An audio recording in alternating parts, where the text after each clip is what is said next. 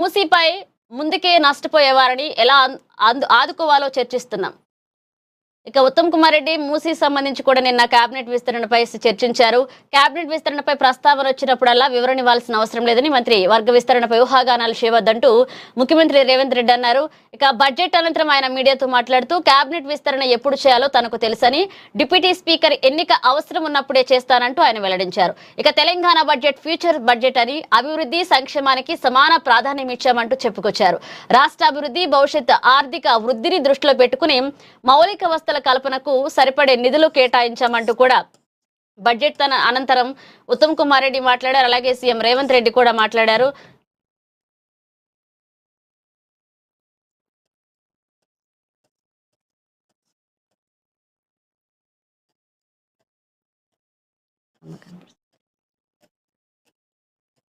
మరొక అంశం చూస్తే బడ్జెట్ కు సంబంధించి కూడా నిన్న బండి సంజయ్ కూడా మాట్లాడారు. మరొక శ్రీలంకలా మారుస్తారా అంటూ కూడా ఆయన ఫైర్ అయ్యారు. తెలంగాణ బడ్జెట్ పై బండి సంజయ్ నిప్పులు చెరిగారు. అంకెల గారడితో ప్రజలను వంచిస్తున్నారు. రైతు భరోసా ఒక మోసం, 6 గ్యారంటీలు మాటేమిటి? అలాగే కేంద్ర మంత్రి బండి సంజయ్ అధికార పార్టీకి సంబంధించి ప్రశ్నల వర్షం కురిపించారు. తెలంగాణ రాష్ట్ర ప్రభుత్వం ప్రవేశపెట్టిన తాజా బడ్జెట్ పై కూడా బండి సంజయ్ అలాగే ప్రతిపక్షాలు విమర్శించారు, మనం చూసాం. అలాగే కరీంనగర్ వేదికగా కూడా ఆయన రాష్ట్ర ప్రభుత్వ తీరును ఎండకడుతూ సంచలన వ్యాఖ్యలు చేశారు. ప్రస్తుత కాంగ్రెస్ ప్రభుత్వం అనుసరిస్తున్న ఆర్థిక విధానాలు చూస్తుంటే తెలంగాణ రాష్ట్రం భవిష్యత్తులో మరొక శ్రీలంకలా మారబోతుందా అనే భయం కలుగుతుందని ఆయన ఆందోళన వ్యక్తం చేశారు. కేవలం అంకెల గారెడితో, ఆర్భాటపు ప్రకటనలతో ప్రజలను మోసం చేయడమే తప్ప ఈ బడ్జెట్ లో సామాన్యుడికి ఒరిగిందేమీ లేదని కొట్టిపారేశారు. ముఖ్యంగా రాష్ట్రంలో అమలు చేస్తున్న సంక్షేమ పథకాలు, రైతు సంక్షేమంపై ప్రభుత్వం అనుసరిస్తున్న వైఖరిని బండి సంజయ్ తీవ్రంగా తప్పుపట్టారు. కాంగ్రెస్ పార్టీ పాలన ప్రజల చేతికి చిప్పిచ్చేలా ఉందని, ఇది తెలంగాణ ఆత్మగౌరవానికి దెబ్బ అని ఆయన విమర్శించారు. మనది బిచ్చపు బతుకులేనా అంటూ భావోద్వేగపూరిత ప్రశ్నను సంబంధించిన ఆయన ఇప్పుడు తెలంగాణ సమాజం మేల్కొనాల్సిన సమయం ఆసన్నమైందని పిలుపునిచ్చారు. ఈ బడ్జెట్ కేటాయింపులన్నీ ప్రగల్భాలకే పరిమితమని, ఆచరణలో శూన్యమని ఆయన ఎద్దేవా చేశారు. రైతు భరోసా పథక విషయంలో సీఎం రైతులను అమాయకులను చేస్తున్నారంటూ బండి సంజయ్ ఆరోపించారు. కేవలం 18 కోట్ల రూపాయలు మాత్రమే కేటాయించి రైతులకు అన్యాయం చేస్తున్నారని మండిపడ్డారు. 6వ 5లో ఇవ్వాల్సిన నిధులను కేవలం 4 వాయిదాలకే పరిమితం చేసి మిగిలిన 2 వాయిదాలను ఎగ్గొట్టేందుకు ప్రభుత్వం ముందస్తు ప్రణాళికలు సిద్ధం చేసిందని ఆయన విమర్శించారు. ఒకసారి నిధులిచ్చి పాతది ఇవ్వక, వచ్చేది ఇవ్వక రైతులను అయోమయానికి గురిచేస్తూ చివరకు దుకాణం బంద్ అనే రీతిలో ముఖ్యమంత్రి వ్యవహరిస్తున్నారంటూ కూడా ఆయన విమర్శించారు.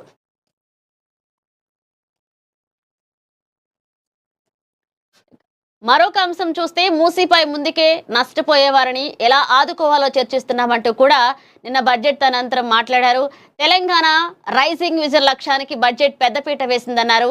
మూసీ ప్రాజెక్టు విషయంలో వెనక్కి వచ్చేది లేదు అని, ఇక నష్టపోయిన వారిని ఎలా ఆదుకోవాలో ప్రజల నుండి అభిప్రాయాలు సేకరిస్తున్నట్లుగా సీఎం తెలిపారు.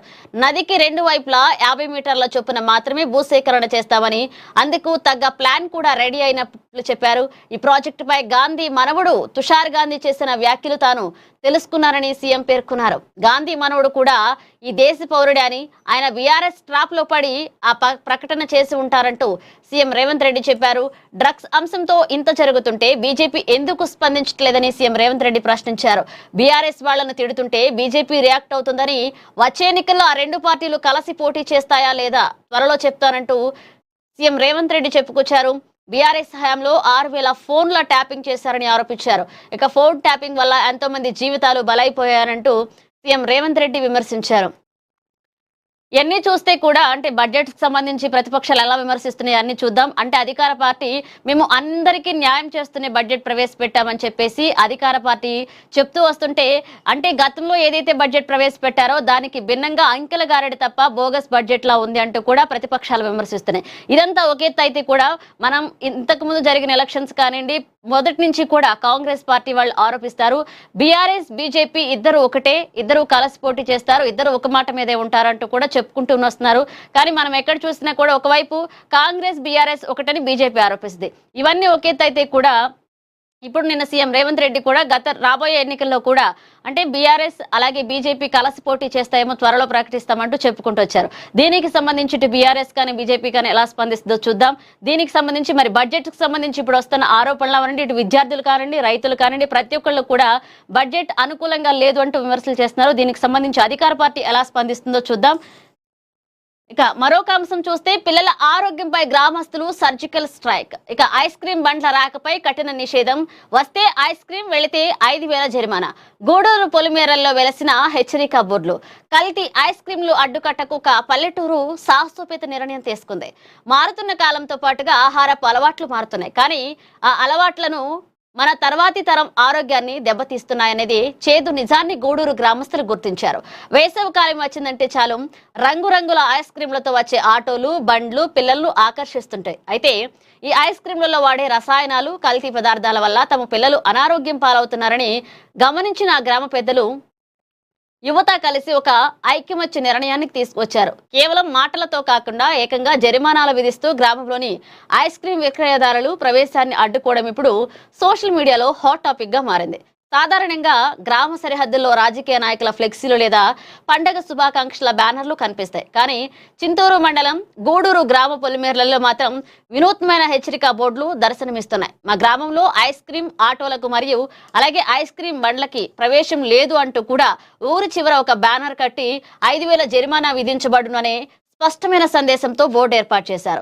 ఈ నిర్ణయం తీసుకోవడానికి బలమైన కారణమే ఉందని గ్రామస్తులు చెప్తున్నారు. ఇటీవలే కాలంలో ఇక గ్రామంలోకి వస్తున్న ఐస్ క్రీం బండ్లలో నాణ్యత లేని కల్తీ ఐస్ క్రీంలను విక్రయిస్తున్నారని, వాటిని తిన్న పిల్లలు పంటి సమస్యలు, కడుపు నొప్పి వంటి అనారోగ్య సమస్యలు తలెత్తున్నాయని వారు ఆవేదన వ్యక్తం చేస్తున్నారు. ఇక వ్యాపారులు వాడే ఐస్ క్రీంలలో పాలు లేదా నాణ్యమైన పదార్థాలకు బదులుగా హానికరమైన